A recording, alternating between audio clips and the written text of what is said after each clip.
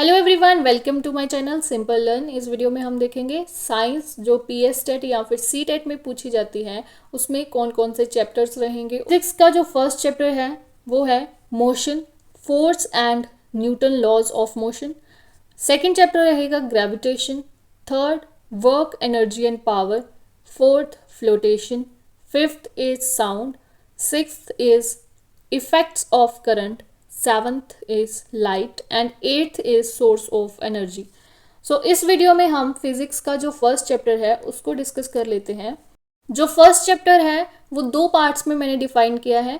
First part में हम motion को करेंगे एंड सेकेंड पार्ट में हम Newton's law of motion, force and Newton laws of motion को करेंगे। सो सबसे फर्स्ट है motion. What is motion? If a body changes its position with respect to time, it is said to be in motion. जब भी कोई body अपनी position को change करेगी टाइम के साथ, उसको हम कह सकते हैं कि कोई भी एक बॉडी जो है वो मोशन में है। और we can say that it is at rest, और या फिर हम लोग कह सकते हैं कि वो रेस्ट पे है। अगर कोई चीज़ टाइम के साथ मूव ना करे, एक जगह पर ही रहे, तब हम कह सकते हैं उसको कि वो रेस्ट पे है। और अगर वो मूव कर रही होगी टाइम के साथ, अपनी पोजीशन चेंज कर रही होगी, तब हम कह सकते हैं कि वो बॉडी जो है वो रेस्ट पे है। नेक्स्ट इज फिजिकल क्वांटिटीज़ को डिफाइन करने के लिए दो टाइप्स हैं, दो क्वांटिटीज़ हैं, that is scalar and vector. Scalar quantities वो होंगी जिसमें मैग्नीट्यूड होगा, मतलब किसी को भी हम किसी के नंबर से डिफाइन कर सकते हैं। For example mass, time, distance etcetera. इसमें क्या होगा, डायरेक्शन के बारे में नहीं बताया होगा। वेक्टर्स में क्या होगा, magnitude as well as direction. Magnitude भी होगा उसका और डायरेक्शन भी होगी। मतलब किसी नंबर में हम किसी क्वांटिटी को लिख सकते हैं, जैसे वेलोसिटी,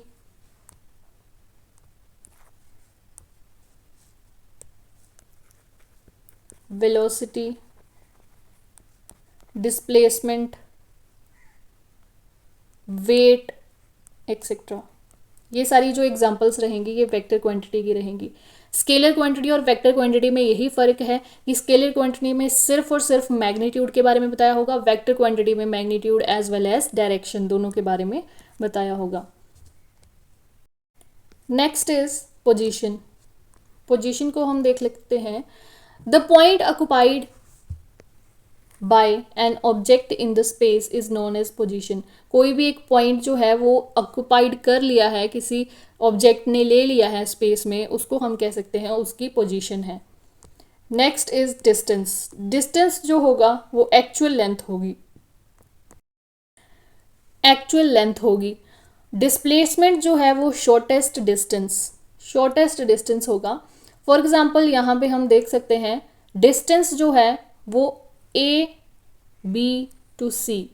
अगर ए से बी तक जाएं और बी से सी तक जाएं तो इसको हम कह सकते हैं डिस्टेंस, एक्चुअल लेंथ। अगर हम डिस्प्लेसमेंट की बात करें तो शॉर्टेस्ट डिस्टेंस जो होगा वो ए टू सी रहेगा, that is the shortest distance. यहाँ पर भी आप देख सकते हैं A to B to C, that is distance. A to direct C, that is displacement. जो डिस्प्लेसमेंट है वो हमेशा लेस रहेगी या फिर इक्वल रहेगी डिस्टेंस से। इस डायग्राम से भी पता चल रहा है कि जो डिस्प्लेसमेंट है वो छोटी है और डिस्टेंस जो है वो बड़ा रहेगा। इसीलिए हम यहाँ पर कह सकते हैं कि डिस्प्लेसमेंट इज लेस देन या फिर equal to distance. Next is displacement of object can be zero, positive and negative. Displacement positive भी हो सकती है, जीरो भी हो सकती है और नेगेटिव भी हो सकती है। अब हम मोशन को स्ट्रेट लाइन में कैसे देख सकते हैं? Motion in a straight line, दो टाइप के मोशंस होंगे। First is uniform motion, that is equal distance in equal interval of time. मतलब अगर कोई भी ऑब्जेक्ट जो है वो इस पॉइंट से चला, 10 मीटर चला, स्पीड उसकी 10 मीटर पर सेकंड है, और 1 सेकंड में यहाँ तक पहुँच जाता है, फिर अगले सेकंड में यहाँ तक पहुँच जाता है, फिर अगले सेकंड में यहाँ तक पहुँच जाता है। और टाइम जो है वो सेम रहेगा, डिस्टेंस सेम रहेगी, स्पीड सेम रहेगी। तो हम लोग कह सकते हैं ये क्या है, यूनिफॉर्म मोशन, मतलब इक्वल डिस्टेंस इक्वल इंटरवल में ही कवर कर रहा है। Next is second, non uniform motion. Non uniform motion में क्या होगा, unequal distance in equal interval of time. Time जो है वो तो सेम रहेगा, 1 सेकेंड 1 सेकेंड 1 सेकेंड, बट जो डिस्टेंस है या फिर स्पीड है वो अलग रहेगी। तो यहाँ पे एग्जाम्पल के तौर पे हम देख सकते हैं, car moving in a crowded place. जब कार मूव करेगी क्राउडेड प्लेस पे, तब क्या होगा कि वो रुक रुक के चलेगी या फिर ज़्यादा स्पीड में चलेगी, जब ट्रैफिक होगा तो स्लो चलेगी। तो ऐसे हम देख सकते हैं कि ये किसकी एग्जाम्पल होगी, नॉन यूनिफॉर्म की। Next is speed. स्पीड को हम कह सकते हैं डिस्टेंस ओवर टाइम। स्पीड जो है वो एक स्केलर क्वांटिटी है, मतलब इसकी डायरेक्शन हमें नहीं मिलेगी, बट इसका जो नंबर है एक, मतलब कितनी स्पीड से जा रही है कोई चीज़, 5 मीटर पर सेकेंड, 10 किलोमीटर पर सेकेंड, किस स्पीड से कोई ऑब्जेक्ट जा रहा है, तब हम इसको देख सकते हैं distance over time. And speed is scalar quantity, मतलब इसकी डायरेक्शन नहीं होगी, सिर्फ और सिर्फ इसको एक नंबर में लिख सकते हैं, इसका सिर्फ और सिर्फ क्या होगा, मैग्नीट्यूड होगा। यूनिट इसके रहेंगे मीटर पर सेकेंड, सेंटीमीटर पर second, kilometre per hour. Speed is positive और ज़ीरो, पॉजिटिव हो सकती है या फिर ज़ीरो हो सकती है। Instantaneous speed, speed at any instant of time. Instantaneous speed कौन सी होगी, कोई भी एक पॉइंट पे हम लोग जब स्पीड को देखेंगे कि कितनी स्पीड है, तब उसको हम कंसिडर करेंगे instantaneous speed. Next is vehicle की स्पीड जो है वो हम स्पीडोमीटर से चेक करते हैं। कन्वर्जन फैक्टर, जब हमें कन्वर्जन करनी होगी 1 किलोमीटर पर आवर को 5 मीटर पर सेकंड में करनी होगी कन्वर्ट, तो हम 5/18 के साथ मल्टीप्लाई करेंगे। फॉर एग्जांपल यहाँ पे अगर 20 किलोमीटर पर आवर लिखा होता तो इसको 5/18 को हम लोग 20 के साथ मल्टीप्लाई कर देंगे, देन मीटर पर सेकंड में कोई चीज़ आ जाएगी। देन अगर हमें मीटर पर सेकंड में से किलोमीटर पर आवर में करना हो कन्वर्ट, तो 18/5 के साथ मल्टीप्लाई करेंगे। Next is velocity. वेलोसिटी क्या है, डिस्प्लेसमेंट ओवर टाइम, मतलब shortest distance over time. Displacement is a vector quantity, मतलब इसकी डायरेक्शन भी होगी और इसका मैग्नीट्यूड भी होगा। पॉजिटिव, ज़ीरो और नेगेटिव तीनों हो सकते हैं ये। एसआई यूनिट क्या है इसका, मीटर पर सेकेंड है। नेक्स्ट इज एवरेज स्पीड क्या रहेगी, u plus v by 2, that is u is initial speed, v is the final speed by divided by 2. Next is acceleration. Acceleration is the change in velocity by time, change in time. इसको हम लिख सकते हैं acceleration is equal to final speed और final velocity minus final initial velocity by time, और ये equation of motion की first equation है। नेक्स्ट इज यूनिट क्या होंगे एक्सेलेरेशन के, मीटर पर second square. It is a vector quantity. Negative acceleration को हम डी एक्सेलेरेशन कहेंगे। ज़ीरो एक्सेलेरेशन इज़ पॉसिबल, मतलब अगर हम स्पीड को इंक्रीज या डिक्रीज ना करें विद रिस्पेक्ट टू टाइम, तो ज़ीरो भी एक्सेलेरेशन हो सकती है। ग्राफिकल रिप्रेजेंटेशन देख लेते हैं। ग्राफिकल रिप्रेजेंटेशन कैसी रहेगी, 2D में, 2 डायमेंशन, बॉडी एट रेस्ट। अगर कोई बॉडी रेस्ट पे है और वो मूव नहीं कर रही, मतलब वो टाइम के साथ क्या कर रही है, सेम पोजीशन पर है, सेम पोजीशन पर ही रहेगी, तो उसका ग्राफ स्ट्रेट लाइन रहेगा। Next is body is a uniform velocity with uniform velocity. अगर कोई बॉडी यूनिफॉर्म वेलोसिटी के साथ मूव करेगी, तो वो टाइम के साथ वेलोसिटी, उसका डिस्प्लेसमेंट जो है वो चेंज हो रहा है, इसलिए हम कह सकते हैं कि body with uniform velocity.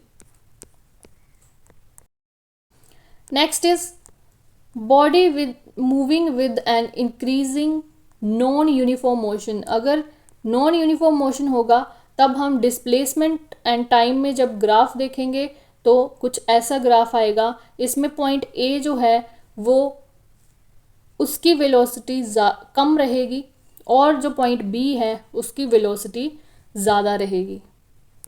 Next, body moving with decreasing non uniform velocity. Non uniform velocity होगी तो उसका ग्राफ, डिस्प्लेसमेंट टाइम ग्राफ कुछ ऐसा रहेगा। ए पॉइंट पे जो वेलोसिटी होगी वो कम होगी, बी पॉइंट पे वेलोसिटी जो है वो ज़्यादा रहेगी। नेक्स्ट इज स्पीड या फिर वेलोसिटी को अगर देखना हो ना तो स्लोप ऑफ द ग्राफ देख लेंगे। स्लोप, जो भी स्लोप की वैल्यू होगी वही स्पीड और वेलोसिटी की वैल्यू होगी। Next is speed velocity time graph.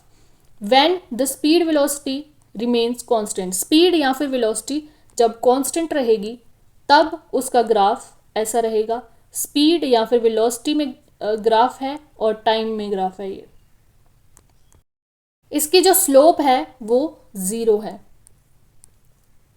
Next is when the initial speed and velocity is 0, जब इनिशियल स्पीड या फिर वेलोसिटी 0 रहेगी and increasing uniformly at constant rate with time, और स्पीड या फिर वेलोसिटी जो है वो टाइम के साथ इंक्रीज कर रही है। जब इंक्रीज करेगी तो उसका ग्राफ एक स्ट्रेट लाइन रहेगा और स्लोप जो होगी वो क्या बताएगी, एक्सेलेरेशन को बताएगी।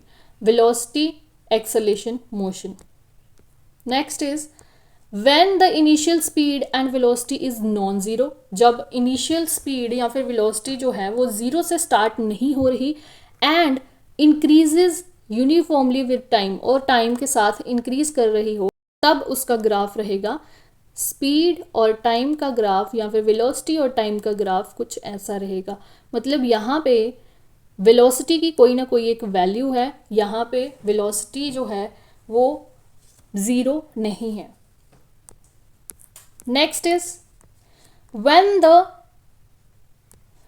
the body is moving at a certain velocity which decrease uniformly with time, जब कोई भी बॉडी जो है वो एक सर्टेन वेलोसिटी के साथ मूव कर रही हो और डिक्रीज कर जाए तब उसका ग्राफ ऐसा होगा। डिक्रीज कर रही है वेलोसिटी जो है उसके साथ, जो टाइम के साथ डिक्रीज कर रही है, और इसकी स्लोप जो होगी वो नेगेटिव रहेगी और इसको हम रिटार्डेशन भी कहेंगे। Next is when the velocity speed increase non uniformly अगर मूव करेगी वेलोसिटी या फिर speed, when the body is under non uniform acceleration होगी तब उसका ग्राफ ऐसा रहेगा और उसकी स्लोप जो है वो पॉजिटिव होगी। Next is when the velocity speed decreases non uniformly, जब वेलोसिटी या स्पीड डिक्रीज करने लगे non uniformly, that is when the body is under non uniform retardation, तब उसका ग्राफ ऐसा होगा और उसकी स्लोप जो होगी वो नेगेटिव रहेगी। ये क्या बता रहा है, non uniform de accelerating motion. Next 3 equations of motions हैं। First equation of motion v is equal to u plus a t, and second is s is equal to u t plus half a t square, and third one is v square minus u square is equal to 2as।